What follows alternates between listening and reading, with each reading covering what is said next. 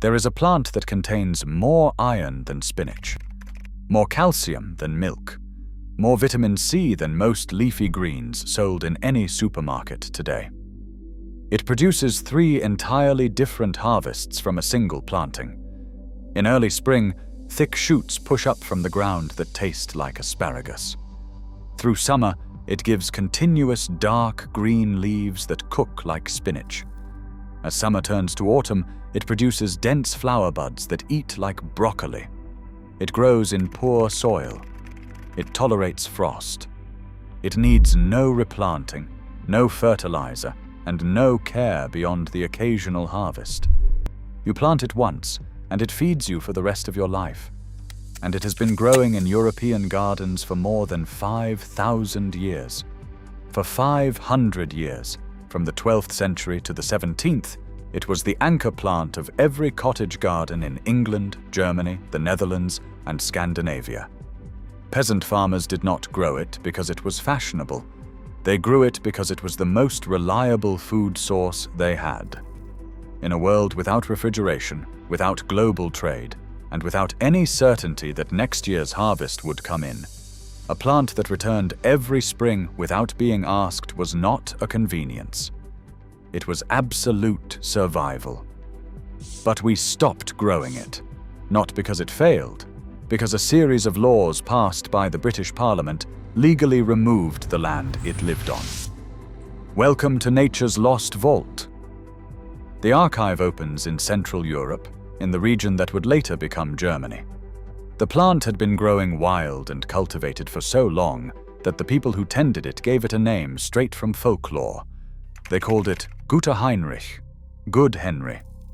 The name was not chosen in honor of any king. In German folk culture, Heinrich was the name given to household spirits, the benevolent creatures who worked quietly in the background to keep things running.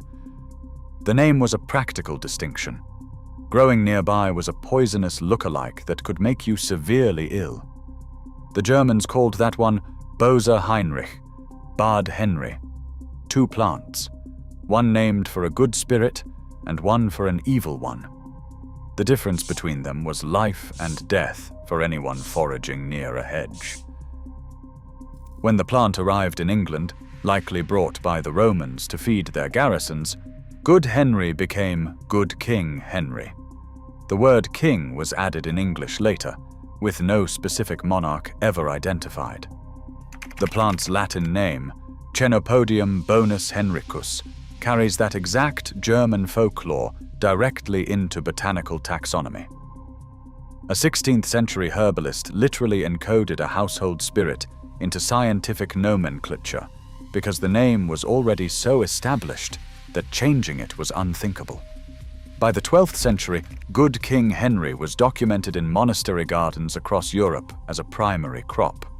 The abbess Hildegard von Bingen, whose botanical writings documented every plant sustaining communities along the Rhine Valley, listed it as a primary potherb, not a remedy. Food.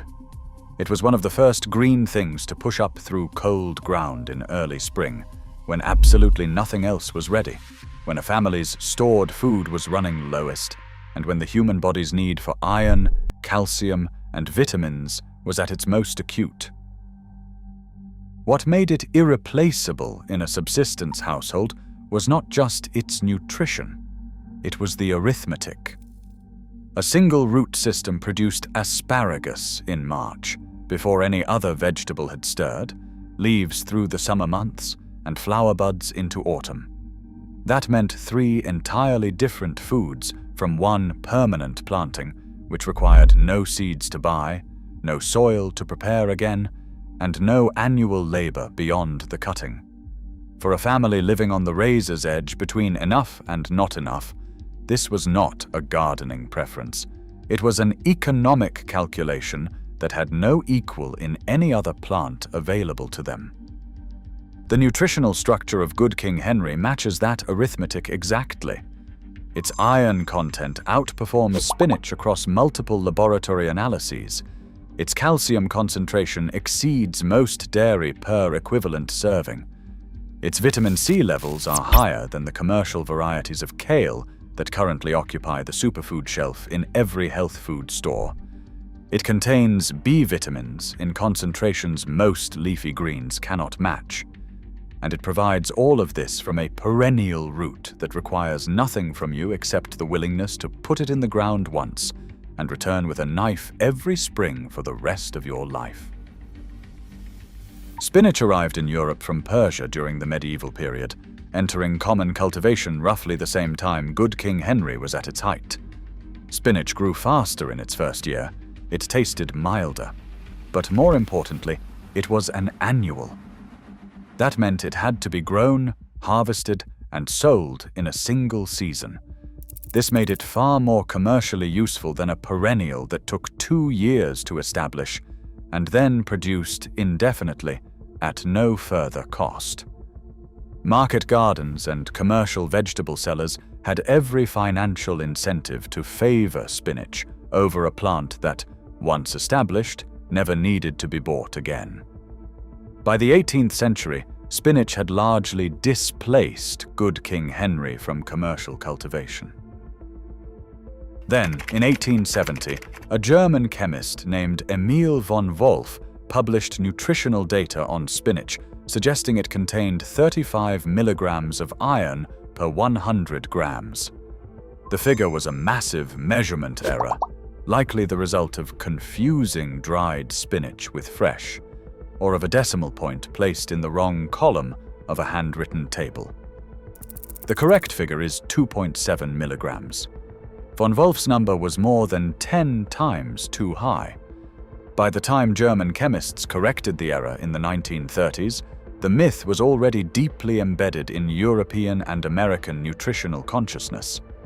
Then, in 1936, a cartoon sailor named Popeye began eating canned spinach to gain superhuman strength. The correction never caught up with the myth. Spinach's reputation as the ultimate iron vegetable was built on a decimal error published in 1870 and cemented by a cartoon in 1936. Meanwhile, Good King Henry, which outperforms spinach on iron and every other major micronutrient, was sitting in the exact same ground where the spinach had been grown, unremarked upon, waiting. But the iron comparison was not what killed it. The land was. Between 1750 and 1850, the British Parliament passed over 4,000 individual Enclosure Acts. Each one legally converted common land, and the cottage plots attached to it from shared community resources into private property. The total area enclosed in this period exceeded 6 million acres. Families who had lived on and farmed common land for generations lost their legal right to be there overnight. Landlords replaced life-sustaining land with commercial pastures and massive grain fields, converting centuries of subsistence agriculture into concentrated private wealth in the space of a single century. Good King Henry did not live in commercial fields.